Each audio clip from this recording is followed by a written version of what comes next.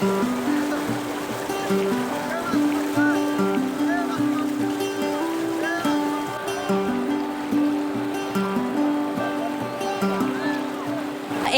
দুইবার আসা হলো। প্রকৃতি যেন বারবার নিজেকে বলে যে আসো ঘুরে যাও। এখানের প্রকৃতি, পাহাড়, তার সাথে এরকম পানি ঠান্ডা, এখন বৃষ্টি হবে, পরিবেশ আরও মনোমুগ্ধকর, সব কিছু মিলিয়ে আসলে অভিনব বিষয়। আমরা এই মুহূর্তে সাদা পাথরে আছি এবং এই সাদা পাথরের আবহাওয়া যেমন অনেক সুন্দর, তেমন আমি একটু আগে এখানে পানিতে গোসল করেছি এবং এখানে অনেক পাথর কিন্তু আমার সবচেয়ে কষ্টের বিষয় হলো এখানে অনেক পাথর চুরি গেছে। এটা আমার জন্য খুবই মর্মান্তিক, কারণ এখানে আরও পাথর থাকলে আরও ভালো লাগতো।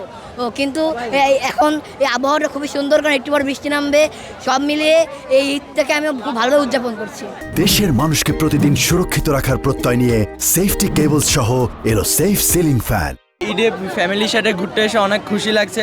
এখানে সবচেয়ে সুন্দর লাগলো সাদা পাথরটা, অনেক সুন্দর, আর পরিবার নিয়ে আসছি সেটার জন্য আরও বেশি ভালো লাগতেছে।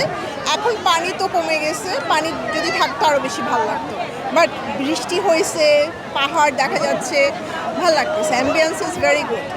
আমরা জাস্ট গতকালকে এসে নামলাম, সো এখনও ঘুরতে পারিনি। আজকে ফার্স্ট টাইম বের হলাম, সো ফার্স্ট টাইম এখানেই আসলাম। কিছুক্ষণ আগে চা বাগানে গেলাম। এই আরও কিছু প্ল্যান আছে, ওগুলোতে এখনো যাইনি।